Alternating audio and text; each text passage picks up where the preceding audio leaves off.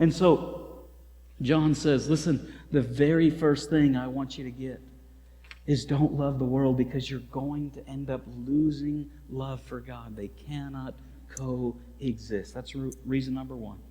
Number two, he says, here's the second reason why not to love the world. The things of this world are not from God.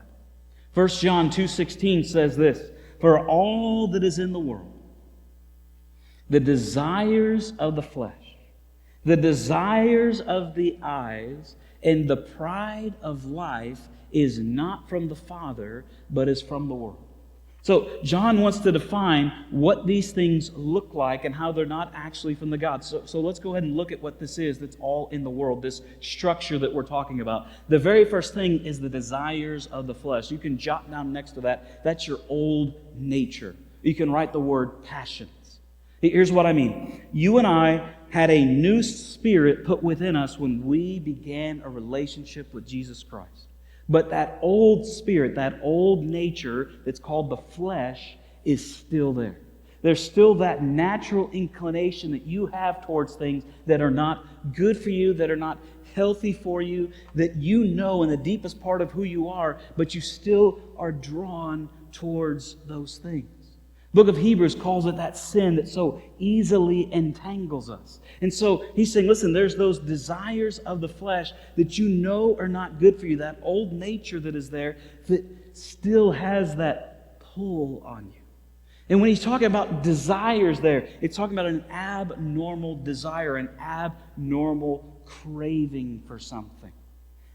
Some of your translations may say the lust of the flesh, or the lust of the eyes.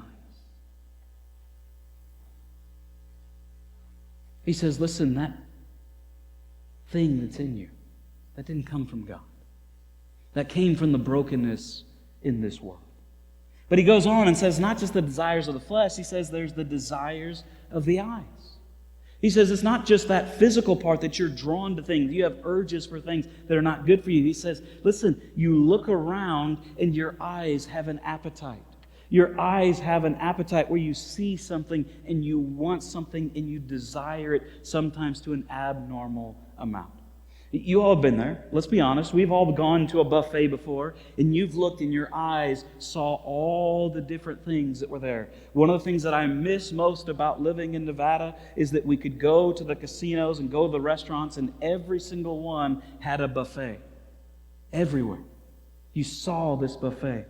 And your eyes saw it, and you said, I need to have this. So you get your plate, and then you put this on, and then you put this on, and you put this on, and you put this on, and you put this on, and then you go sit down, and your plate is so high, and you start eating and eating and eating and eating, and you get to that place where you have to loosen up the belt, lean back, and you've said this sentence, my eyes were bigger than my stomach. Right?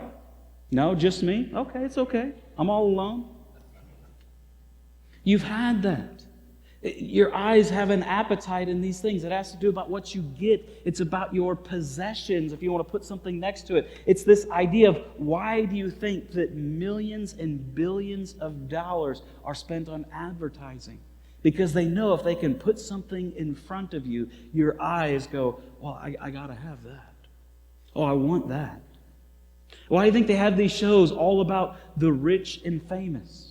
So we can look and see and be like, how come I don't have a yacht? I don't have a yacht. That looks awesome.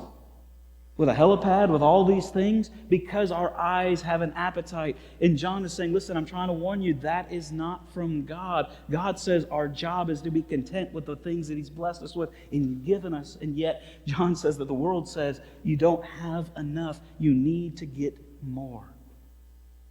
But that's not the only part of the lust of the eyes, or the desire of the eyes. I like how one person I read defined it. And it was the idea of simply seeing that which you can see and not looking to see what is deeper behind it. You see, as a culture and as human beings, we're very good about judging a book by its cover, whether or not we acknowledge it or not. We do. And John's saying that's not from God. God looks deeper. The Bible says God looks at the heart, not the outward appearance, or David would have never been king. And yet, the world says, how do things look? Because that's what matters the most. How are things being presented? Because that's what matters the most. So we got to be very careful about our passions. We got to be very careful about our possessions. But then it goes on and says, the pride of life. What's that about? That's about our position. That's about the things that we might have accomplished, or the things that we might have that we've accumulated. We can say, look, here's my position in society. Here's how I'm going to boast about these things and say, I am better than this person because I have this, or I accomplished this, or I did this. And he says, listen, that's not from God. You see, there's a reason why Jesus came and said, I don't even have a house. I don't have a place to lay my head. Son of Man doesn't have anything. To show us that there is a different way of things that matter and things that don't. And he says, for all that is in the world, the desires of the flesh, the desires of the eyes, the pride of life is not from the Father, but is from the world. And so here's what happens with this. James 4:4. You adulterous people, you can hear that relationship. Do you not know that friendship with the world is enmity with God? Therefore, whoever wishes to be a friend of the world makes himself an enemy of God. Here's what Jesus said. Jesus said, the world hates me because I testify that its works are evil. Why is it that people didn't like Jesus being on this planet? Because he came right at the desires of the flesh and said, that's not right. He came right at the desires of the eyes and said, that's not right. He came right at the pride of life and said, that's not right. And the world says, we got to get rid of this because he's going against the cosmos. He's going against the very structure that our world says this is how it is to function. And so here's what I want you to see, and I think this will help free us up from this. Worldliness is not so much an action as it is an attitude. It's not so much an action as it is an attitude. Here's what I mean. So many of us want to say, well, this is worldly and this is not, and this is godly and this is worldly, and want to define it that way, instead of simply saying, what is it that we crave? Do we crave the things of God, or do we crave the things of this world? And here's the way you can figure this out. We can ask ourselves some questions. Would you rather watch a documentary about the lifestyle of the rich and famous? Or would you rather watch a documentary about the lifestyle of the righteous and godly? That's a tough question. But it's one of those things that we can see. I have to think about this all the time. Am I more concerned about the clothes that my kids are wearing and the education that they're getting versus their righteousness before a holy God? We have to start asking ourselves the question, what is it that we desire more than what is it that I'm doing? So every single one of us have to ask the questions that only we can ask. Where are my cravings?